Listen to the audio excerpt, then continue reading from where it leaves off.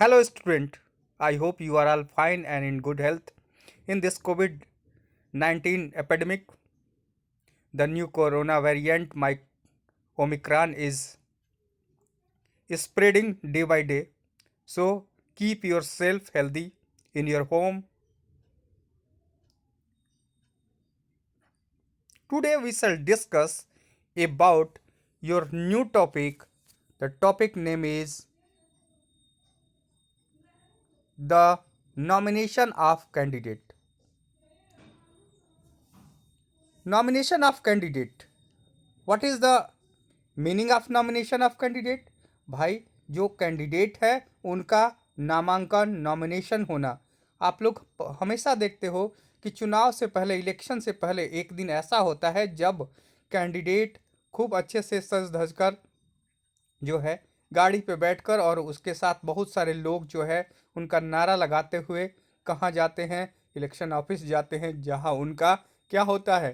Candidate का nomination होता है। भाई, नॉमिनेशन होता क्या है, इसको पढ़ते हैं अपने इस चैप्टर में। तो let's start your topic. We note above that in a democratic election people should have a real choice. हमने ऊपर देखा कि जो डेमोक्रेटिक इलेक्शन होता है उनके उसमें जो है लोगों के पास क्या होता है? वास्तविक विकल्प होता है, वास्तविक चॉइस होता है कि भाई किसको हमको वोट करना है। और लोग पहले से मन भी बना लेते हैं कि हमें वोट किसको करना है। ठीक है, तो अपना मन भी बना लेते हैं कि हमको वोट किसको करना है। This happen only when there are almost two restriction on anyone to contest and no restriction on anyone to contest an election। ये तभी हो सकता है जब किसी तरह का चुनाव लड़ने में किसी तरह की कोई बंदिश नहीं हो, रिस्ट्रिक्शन ना हो। ठीक है, तो हमारी जो चुनाव प्रणाली जो है वो ऐसा ही करती है, हमारी जो इलेक्शन सिस्टम है वो ऐसा ही करती है। यहाँ पर थोड़ा सा ध्यान देने वाली बात है और आपको एग्जाम में ये पूछ भी सकता है very short answer type question में। क्या? तो इसको टिक लगाएंगे। The only difference is that the only, हम कलर भी ले लेते हैं। द only difference क्या है? only difference, the only difference is that in order to be a candidate the minimum age is 25 years। भाई, कैंडिडेट बनने के लिए उसकी एज क्या होनी चाहिए?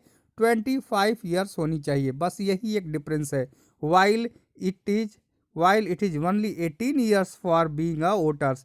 तो वोटर बनने के लिए आपकी एज क्या होनी चाहिए? 18 साल होनी चाहिए। लेकिन आपको क्या बनने के लिए, आपको कैंडिडेट यानी चुनाव लड़ने के लिए आपको क्या होना चाहिए? आपको 25 ईयर्स की एज चाहिए। चुनाव लड़ने के लिए आपको क्या चाहिए? 25 ईयर्स की एज चाहिए। ठीक है, तो जब आप अगर 25 ईयर्स की एज होगी तो आप जो है किसी तरह का एमएलए एमपी का चुनाव लड़ सकते हैं, गांव की प्रधानी भी लड़ सकते हैं। There are some other restriction on criminal ETC. लेकिन कुछ यहाँ पर रिस्ट्रिक्शन भी होते हैं। किस पर? क्रिमिनल पर। भाई, क्रिमिनल पे कुछ रिस्ट्रिक्शन भी होते हैं कि यहाँ पर कि इनको जो है चुनाव नहीं लड़ना है। लेकिन ये क्यों होता है, कब होता है, ये भी समझेंगे।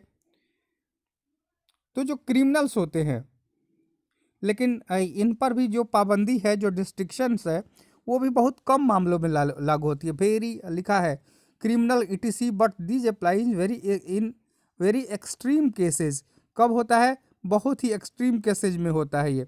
वेरी एक्सट्रीम केसेज यानी बहुत एक्सट्रीम केसेज में होता है। Political parties nominated their candidate who get the party symbol and support. जो बड़ी बड़ी पार्टियां होती हैं उनकी पार्टी से अगर कोई चुनाव लड़ता है तो वो उनको जो है अपना सिंबल देती हैं और जो है सपोर्ट भी देती हैं। Parties nomination is often call party ticket. अगर पार्टी ने किसी को अपने पार्टी से जो है एमएलए खड़ा किया, एमपी खड़ा किया, तो उसको कहते हैं टिकट। ये शब्द याद रखिएगा, टिकट कहते हैं। ठीक है, आगे चलते हैं। Every person who wishes to contact, every person who wishes to every person who wishes to contest an election has to fill a nomination form।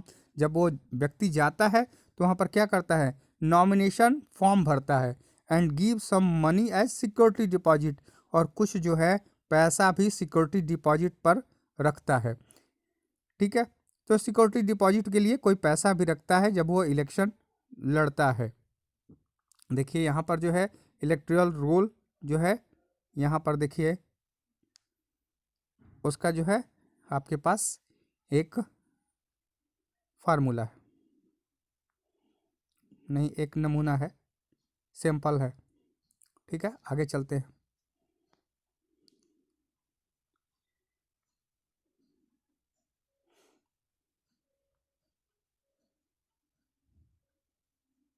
थोड़ा सा मोबाइल में प्रॉब्लम क्रिएट हो रही है। हाँ, recently a new system of declaration has been introduce on direction from the Supreme Court. भाई Supreme Court ने recently एक नया जो है सिस्टम ऑफ डिक्लेरेशन किया है, घोषणा पत्र दिया है कि आपको यही करना है। Every candidate has to make a legal declaration giving full details. जो भी कैंडिडेट है उसको क्या करना होगा, उसको फुल डिटेल देना होगा। इसका क्या क्या चीज़ है, तो पहला है serious criminal case pending against the candidate. अगर कोई सीरियस क्रिमिनल केस चल रहा है, वो पेंडिंग है, तो उसका भी आपको ब्यौरा देना होगा। दूसरा, detail of the cases and liabilities of the candidate and his और हर फैमिली। क्या देना होगा आपको, आपके परिवार के जो सदस्य हैं उनके पास कितनी प्रॉपर्टी है, ठीक है, या कितना जो है उन्होंने लोन लिया है, वो सब भी जो है इनको बताना होगा। और अगला जो है educational qualification of the candidate. Candidate की एजुकेशनल क्वालिफिकेशन भी ज़रूरी है। The information has to be public. The provides an opportunity to the voters to give their decision on the basis of information provided by the candidate. ये information जो है उसे सार्वजनिक किया जाना चाहिए, और ताकि वोटर्स को मालूम भी चल सके कि जो हमारा उम्मीदवार है उसके पास कितना पैसा है, कितना पढ़ा लिखा है, ये सारी बातें। यहाँ आता है एजुकेशनल क्वालिफिकेशन ऑफ कैंडिडेट। हर किस्म की नौकरियों के लिए भाई, हर किस्म की नौकरी के लिए कोई ना कोई एजुकेशनल क्वालिफिकेशन होता है। पर अगर एमएलए हो या एमपी हो, उसका कैंडिडेट बनने के लिए कोई भी शैक्षिक योग्यता यानी एजुकेशनल जो है क्वालिफिकेशन यानी एजुकेशनल क्वालिफिकेशन इस नहीं ज़रूरी नहीं है। क्यों नहीं ज़रूरी है, इस पर बात करते हैं। तो भाई सारे तरह के जो काम होते हैं वो शैक्षिक योग्यता पे नहीं होते। जैसे अगर क्रिकेट में देखें तो कोई क्रिकेट खिलाड़ी है, ठीक है, कोई क्रिकेट खिलाड़ी है, अगर उससे हम इस बात पर उससे पूछे, अगर वो बहुत अच्छी बैटिंग करता है, फिर भी हम उससे पूछें कि तुम कितने तक पढ़े हो, अच्छा तुम जो है कितने तक पढ़े हो, तो वो कहेगा कि मैं जो है हाई स्कूल ही पास हूँ, तो कहेगा तुमको नहीं खेलने देंगे, पहले इंटर पास वालों को खेलने देंगे। तो क्या मतलब है क्रिकेट में पढ़ाई का, क्रिकेट के खिलाड़ी को क्रिकेटर अच्छा होना चाहिए। उसी तरह जो है यहाँ पर भी है, ठीक है। तो वहाँ पर जो नेता होता है या विधायक होता है या सांसद होता है या एमपी या एमएलए होता है, उसकी सबसे बड़ी योग्यता क्या होनी चाहिए कि वो क्षेत्र के लोगों को, जहाँ रहता है वहाँ के लोगों को, समस्याओं को समझे, उनकी चिंताओं को समझे, उनकी प्रॉब्लम को समझे, और वो लोग जो है, जो लोग हैं अगर उसको जो है उसको पसंद करें, ठीक है। तो ये चीज़ पे वो उसको जो है खरा उतरना चाहिए, तभी जो है वो एक अच्छा क्या है एमएलए हो, यही उसकी एबिलिटी है। Even if education was relevant, क्या है, अगर जो है शिक्षा या डिग्री की अगर कोई रिलेवेंट भी किया जाए तो लोगों पे छोड़ देना चाहिए कि वो उसको जो है एजुकेशन को कितना महत्व देते हैं, ठीक है। कई बार लोग कहते हैं कि ये वाला कैंडिडेट ज़्यादा पढ़ा लिखा है, तो लोगों पे होना चाहिए। दूसरा, अगर हम अपने देश में जो है अगर एजुकेशनल क्वालिफिकेशन को भी लें, तो भी जो है हमको क्या होगा, तो हम जो है लोकतंत्र की जो मूल भावना है उसके खिलाफ होगा। इसका मतलब होगा कि देश के अधिकांश लोग चुनाव लड़ने के इस जो है फंडामेंटल राइट के खिलाफ ही उसके अलग बाहर ही हो जाएंगे, ठीक है। जैसे यदि उम्मीदवारों को कह दिया जाए कि बीए बीकॉम बीएससी की जो है डिग्री आवश्यक है, तो 90% ज़्यादा जो है लोग ही निकल जाएंगे। तो ऐसे ऐसे जो है एजुकेशन को इसीलिए ज़्यादा इम्पोर्टेंस नहीं दिया गया।